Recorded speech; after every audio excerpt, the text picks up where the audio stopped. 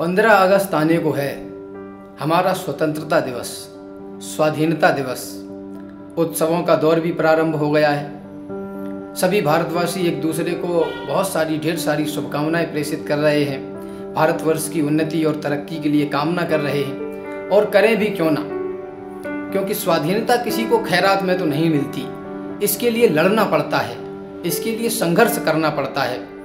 और जो भारतवर्ष ने बखूबी किया, लाखों नारियों की सूनी मांगे, माओं की खाली गोद, लाखों लोगों का बलिदान, इन सब के ऊपर खड़ा हुआ यह देश आज अपने इस उत्सव को मनाने के लिए पुनः तैयार है। स्वतंत्रता और स्वाधीनता की एक रात में प्रकाश पाने के लिए हजारों काली रातों का रास्ता भारतवर्ष ने तय किया है।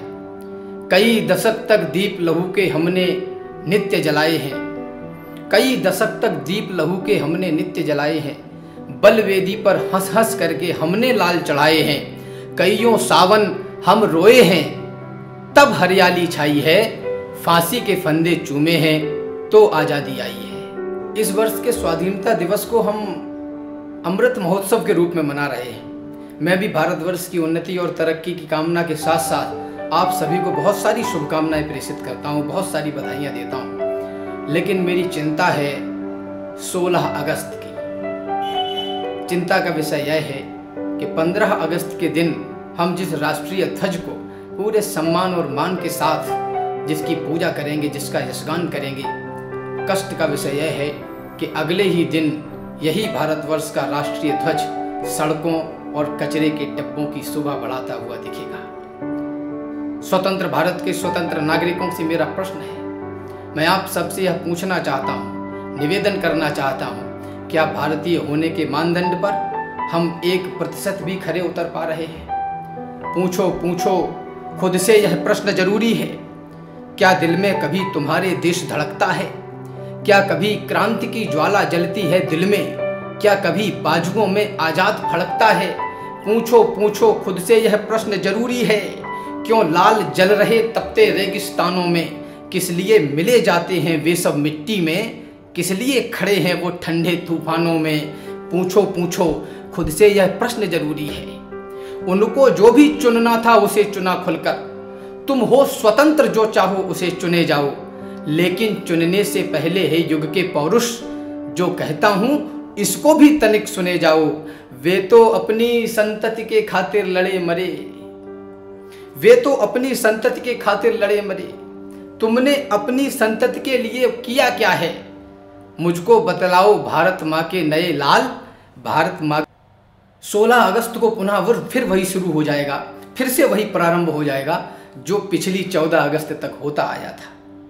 बधाई हो, हम आज़ाद हैं। हम इतने आज़ाद हैं कि केवल अखबारों की और नेशनल टेलीविज़न की खबरें पढ़ने और सुनने के अलावा हम अपने देश के लिए कुछ भी नहीं करते।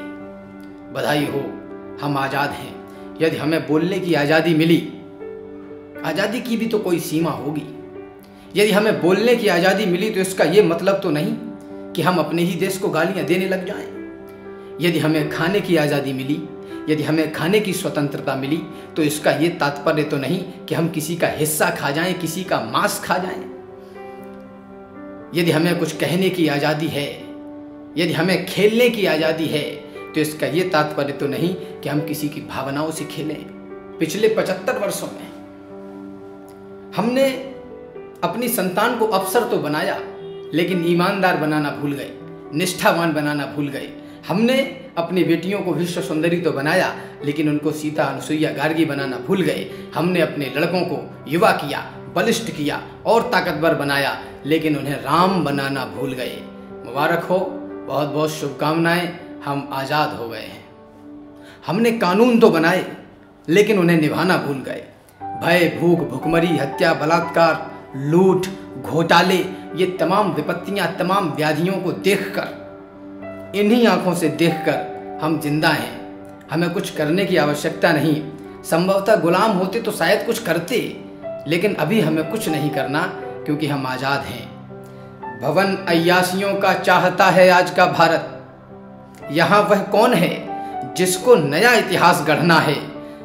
जिसको नया इतिहास गढ़ना है। भवन अय्यासियों का चाहता है आज का भारत। यहाँ वह कौन है जिसको नया इतिहास गढ़ना है? ये मुश्किल इसलिए भी है कि सबको मौज करनी है। वे सब तो अंगुलियों पर हैं जिन्हें संग्राम गढ़ना है। जिस देश की जीडीपी दूध पर निर्भर करनी चाहिए थी, उस देश की जीडीपी दारू पर निर्भर करती है। इन 75 वर्षों में हमने सिर्फ दोषारोपण करने का काम किया। उसका काम था, उसने नहीं किया। ये सरकारों का काम है, ये प्रशासन का काम है, ये इसका काम है, ये उसका काम है। अरे वाह रे विश्व गुरुओं, एक क्षण के लिए ये भी सोचा होता कि हमारा क्या काम है। हम तिरंगे के लिए मरते रहे, जीते रहे, देशभक्ति के फटे दामन सदा सीते रहे, 3 रंगों का समागम देखकर जिंदा रहे, इन्हीं रंगों पर लड़े आपस में शर्मिंदा रहे। धर्म की पुस्तक पढ़ी लेकिन न झंडा पढ़ सके और ना ही हम उदाहरण एकता का गढ़ सके। आइए मिलकर नया वातावरण जिंदा करें, देश में बंधुत्व का एक आवरण जिंदा करें। देखिए सुंदर तिरंगा 3 रंगों को लिए उड़ रहा आकाश में कईयों उमंगों को लिए। 3 रंगों के सभी को मायने मालूम है और इन रंगों की सारे विश्व भर में धूम है।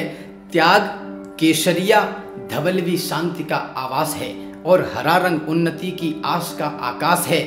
जानते हैं आपकी इन तीलियों का अर्थ क्या?